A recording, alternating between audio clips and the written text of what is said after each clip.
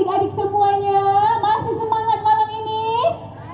Masih. Nah, siapakah Uwais Al-Qarni?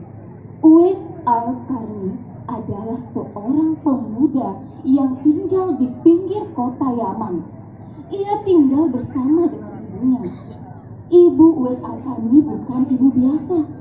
Mungkin bukan seperti ibu-ibu kita. Ibu kita kuat, sehat, mampu mengantarkan kita ke sekolah, bahkan mengantarkan kita malam hari ini menonton perlombaan yang salah satu perlombanya adalah budara. Nah, ibunya Uwais Al-Qarni ini sakit-sakitan, bahkan lumpuh kakinya. Bayangkan saja bagaimana Uwais Al-Qarni merawat sang ibu yang lumpuh tadi, padahal dia adalah seorang anak laki-laki. Ya, kita tahu sendiri ya, sebagaimana anak laki-laki pastinya tidak setelaten anak perempuan. Tapi Uwais tak pernah mengeluh dalam merawat dan memenuhi semua keinginan ibunya.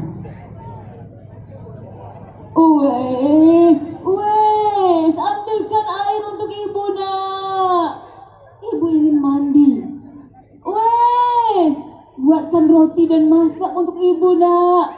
Uwais ini, Uwais itu. Dan semua dijawab oleh Uwais dengan jawaban, baik Umi, baik ibu. Tidak pernah sekalipun Uwais membantah ataupun mengeluh dengan permintaan ibunya.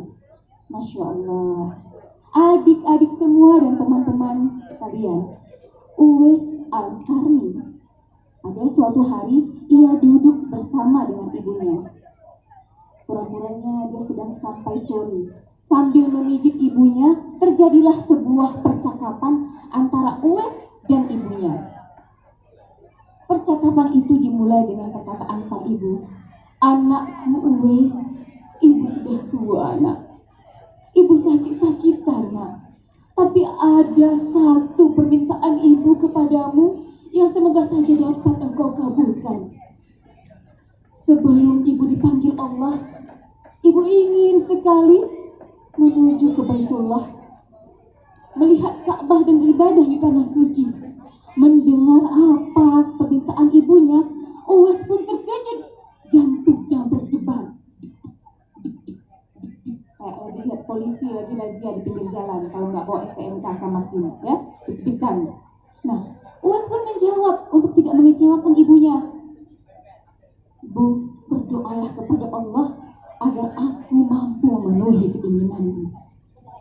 Walaupun di dalam hatinya ia sudah mulai gelisah.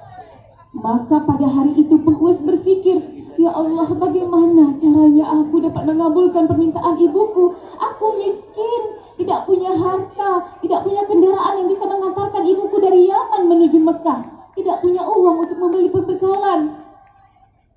Tiba-tiba saja terbersit sebuah ide pada Uwais Al-Qarni. Kira-kira ide apa sih yang muncul di Uwais Al-Qarni?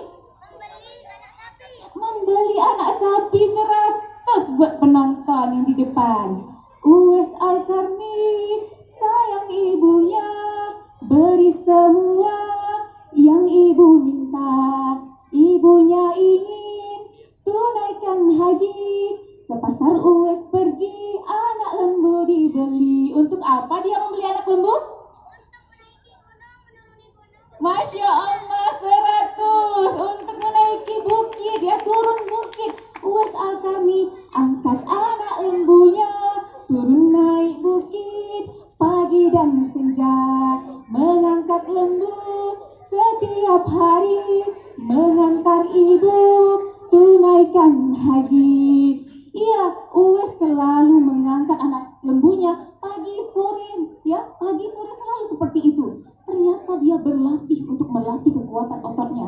Walaupun orang-orang berkata untuk Uwais, udah gila si Uwais, masa lembu diangkat? Kan gak ada kerjaan. Tapi Uwais tidak peduli. Hari berganti, minggu berganti, dan bulan terus berganti. Anak sapi tadi sudah berubah menjadi abang sapi. Sudah besar, sudah kuat. Sehingga Uwais sendiri pun sudah berotot. Sudah semakin siap untuk menggendong ibunya pergi menuju Baitullah. Maka pada hari itu pun berangkat Uwais dengan ibunya menuju Baitullah. berjalan kaki dari Yaman menuju Mekah ratusan kilometer bahkan ribuan dengan menggendong sang ibu. Di mana kita harus mencari lagi anak-anak yang berbakti yang mampu menggendong seorang ibu berjalan menuju Baitullah seperti Uwais Al-Qarni. Pasalnya seperti pada hari ini kita tidak akan menemukan lagi Uwais Al-Qarni seperti pada masa Rasulullah Shallallahu Alaihi Wasallam. Dan sampailah Uwais Al-Qarni di Baitullah bersama dengan ibunya. Ketika sampai menuju Ka'bah, di depan Ka'bah sang ibu berdoa,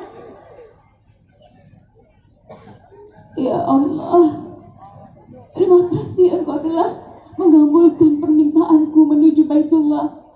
Ampunkanlah dosa-dosaku ya Allah." Doa sang ibu. Kemudian mendengar doa ibunya, Uwais pun berdoa, "Ya Allah, ampunkanlah dosa-dosa ibuku ya Allah." Mendengar doa Uwais, sang ibu berkata, "Wahai Uwais anakku, mengapa engkau hanya berdoa untuk dirimu sendiri? Mengapa engkau berdoa hanya untuk ibu, bukan untuk dirimu sendiri?" Kemudian Uwais menjawab, "Wahai ibuku, cukuplah aku berdoa agar Allah mengampunkan dosamu, dan cukuplah ridha Allah menjadi ridha dan keampunan bagi diriku." Luar biasa, ibunya menangis mendengar apa yang dikatakan Uwais. Ia pun berdoa agar Uwais pada hari itu sembuh dari penyakit sompaknya, sehingga hanya tinggal bulatan putih kecil di telapak tangannya. Walaupun ada dalam kisah lain dikatakan bahwa bulatan kecil itu tertinggal di tengkuknya, dan bulatan itu nanti akan menjadi tanda bagi Umar bin Khattab untuk mengenali Uwais Al-Qarni sebagaimana yang pernah disampaikan oleh Rasulullah Sallallahu Alaihi Wasallam. Nah, adik-adik dan para penonton sekalian, demikianlah kisah Uwais Al-Qarni. Ada banyak sekali kisah versi dalam kehidupan Uwais Al-Qarni yang dapat kita ceritakan. Namun kisah inilah yang paling populer. Semoga kita dapat mengambil hikmahnya dan jadilah kita anak yang salih dan salihah berbakti kepada kedua orang tua.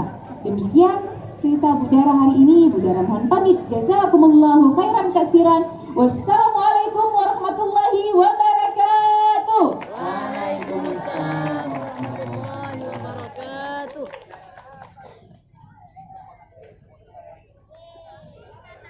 Peserta yang barusan tampil bernama Kak Dara Puspita Furna dan utusan dari Berawe. Baik, selanjutnya kita panggilkan nomor peserta yang